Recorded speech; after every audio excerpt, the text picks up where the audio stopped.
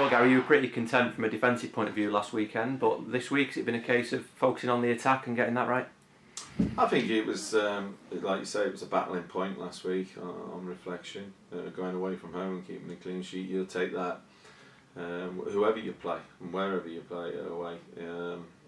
But like you say, from an attacking point of view, it wasn't really until sort of like the last 10 minutes that we really gave an account of what we were capable of going forward. You know, we've had a couple of good runs with Sean Longstaff hitting the bar, and then that pulls a great one back across the goal. But no, you know, I think we've just focused this week again on getting back to how we play, and you know, part of that is obviously trying to score goals.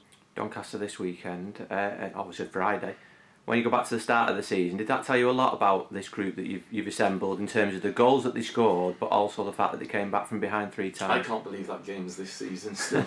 It feels a lifetime ago, and you know, I think it's a reflection on that game was a reflection, obviously, on both teams, in the sense of, you know, I think both teams have come up, got promoted, had to compete against teams with unbelievable budgets. And I think Darren's done a wonderful job there again.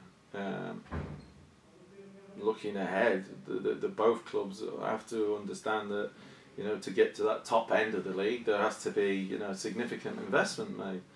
And I'm sure Darren's aware of that as well. But he's got experience of getting out of this league as well. So I'm sure his ambitions will want to push on next season as the same as us. That game probably reflects how the season's gone for both clubs in terms of, like you say, scored some wonderful goals from one hand, and then the conceding of the others, who wasn't too great. But it's never a dull game when we play Doncaster.